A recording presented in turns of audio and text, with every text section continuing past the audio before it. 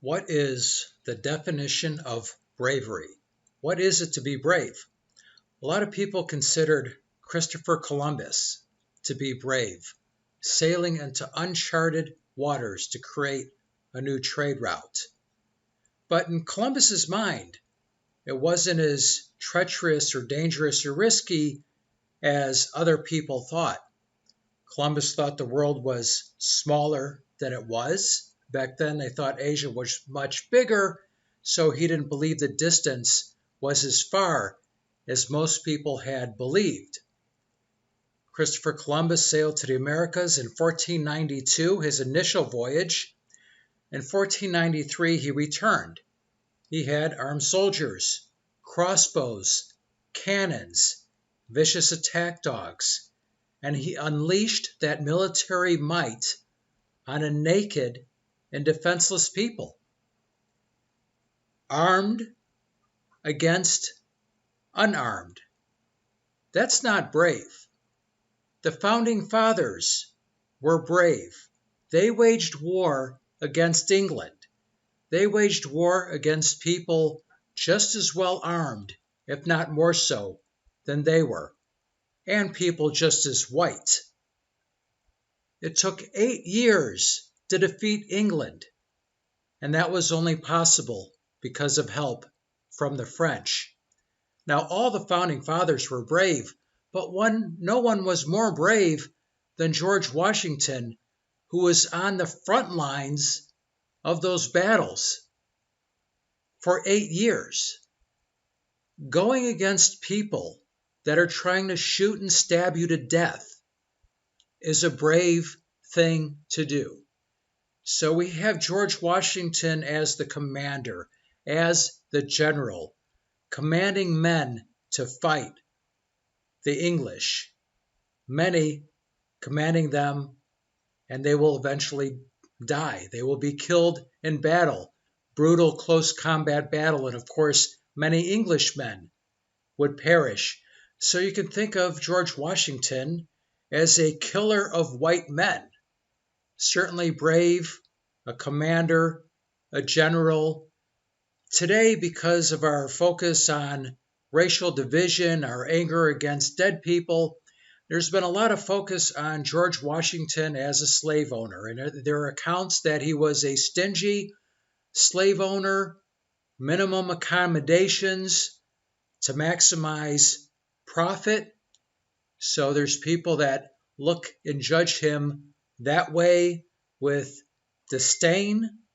But when you're judging George Washington, when you're thinking about him, are you thinking about this man in his 20s, in his 30s, in his 40s, in his 50s, and in his 60s? He lived to be 67, dying very painfully of a throat infection. You did not want to get sick during that time. The way he was treated by medical people at that time was very painful and horrible. So how are you going to think about George Washington? Well, you should think about him in many ways. He lived a very complicated and eventful life. So you could think of him as the slave owner, and he inherited slaves at 11 years old. At 11 years old, he inherited slaves. So obviously this is something he was born into, and part of his culture and part of his family. You can think of George Washington as the general, as one of the bravest men who ever lived. You can think of him as the president, our first president, for 8 years. Here's some quotes from George Washington as an older man. Here's a quote, 1797, so 2 years before he died. He would have been 65 at this time. I wish from my soul that the legislator of this state could see a policy of gradual abolition of slavery. So certainly late in life, as an old man, he realized that slavery was wrong, and obviously it went against the principle and the Declaration of Independence that all people are created equal. So we see that, and imagine if they enacted that. Imagine if in 1797 they enacted a gradual abolition of slavery. They could have avoided the Civil War, which would come about 60 years later. But that division between the North and South over slavery was already happening during the founding of this country. It didn't just all of a sudden happen in 1860. It was building up for a long time, many, many decades. Let's see what else he said. Knowledge is, in every country, the surest basis of public happiness. If we dare to insult, we must be able to repel it. If we desire to secure peace, one of the most powerful instruments of our rising prosperity, it must be known that we are at all times ready for war. A rather Machiavellian type of philosophy, but absolutely true. Anybody who's going to be a peacemaker, it must be known that if you do not keep the peace, there will be consequences.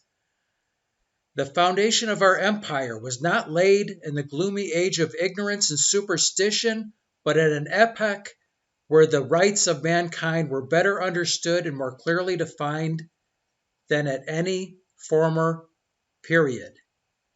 The United States has many sources in our founding documentation and the Constitution and our Bill of Rights. As George Washington put it, it was the hard work of many lifetimes of legislators, sages, philosophers, combined effort over many cultures, ancient Greeks, ancient Romans, especially a lot of ancient Greek influence, and combining this knowledge through the Enlightenment, gathering all this knowledge, rights of mankind better understood, more clearly defined than at any former period. I rejoice in a belief that intellectual light will spring up in the dark corners of the earth, that freedom of inquiry will produce liberty of conduct. Freedom of inquiry, freedom of expression, freedom of speech, sharing of ideas will produce liberality of conduct. That mankind will reverse the absurd position that the many were made for the few, and that they will not continue slaves in one part of the globe when they can become free men in another. George Washington, there are people that want to tear him down, throw him in the garbage, remove him from history, tear down his statues. There are other far more reasonable that understand that George Washington is far too an important of a historical figure and the foundation of our country to be thrown away. Far more reasonable. And once again, for people that want to think of George Washington as the slave owner, well, you could also think of him as the killer of white men. This is Jim Wall. Thanks for watching. Until next time. Cisco, do we have to leave all our good friends now? Only until next time, Pancho. Adios, amigos.